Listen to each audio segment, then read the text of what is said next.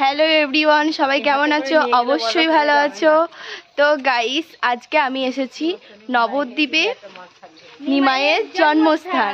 এখানে পূজাদির বাড়ি। দিদি আমাকে বলেছিল আসতে, আর আমি সেজন্য এসেছি। তো ঠিক কথাই। তো মায়াপুর যাব রাতের বেলা। মায়াপুরে ওই যে কত সুন্দর দৃশ্যটা আমি কোনোদিন দেখিনি। তো দিদি বললো ঠিক আছে চলে আসো, আমি তোমাকে নিয়ে যাব। তো দিদির জন্যই আমি এসেছি, আর যেতেও পারছি দিদির জন্যই। তো তোমরা সবাই অবশ্যই চেনো পূজাদিকে। যারা যারা মায়াপুরে ঘুরতে আসতে চাও অবশ্যই চলে আসো, আমি নিজে নিয়ে যাব মায়াপুরে ঘুরতে। দেখো, এরকম কেউ বলবে না। তো আমাদের দুজনকে কেমন লাগছে সেটা বলো। সেম সাজ, একই গলার একই কানের একই শুধু এইটা একটু আমি বেশি পরে ফেলেছি। না, ওটা আমিই দিয়েছি, কারণ বোনকে একটু বেশি সুন্দর লাগতে হবে। আমার বোন বলে কথা, মেয়ে বলে একটু আলাদা। দেখেছো কেমন মজা করছে আমার সাথে? না না, আমার মিষ্টি বোনটা কিন্তু খুব ভালো। ওকে অনেক সবাই বেশি বেশি ভালোবাসা দিও। আর 2 দিন 1 লাখ আমরা সেলিব্রেশন করবো, তোমরা সবাই আসবে, খুব মজা হবে, খুব আনন্দ হবে একদম।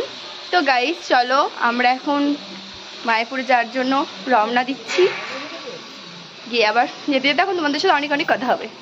গাইস, আমরা ফাইনালি টোটো পেয়ে গেছি। টোটোটা আবার নাকি দিদির বিয়ের, মানে আমার বোনেরও বিয়ে। তোমরা আমারও বিয়ে, এই বয়সে বিয়ে। আমি তো ভেবে পাচ্ছি না। একটা নাতনিকে দেবো কোলে, সেটা দিয়ে ভিডিও হবে।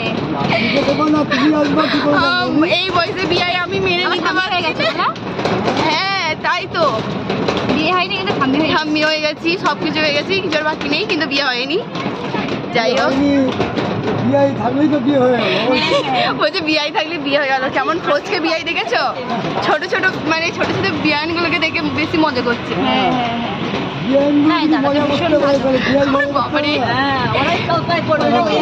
আমাদের মোড়টা প্রচন্ড খারাপ ছিল, এই বিয়াই এসে কিন্তু মনটা ভালো করে দিল।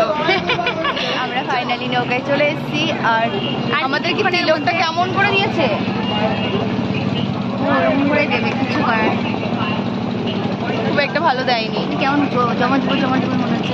হ্যাঁ একদম একদম ভালো লাগছে আমাদের গাইস। এই দেখো, মা তিলক পড়েনি, ঠিক আছে পরের বার পড়াবো।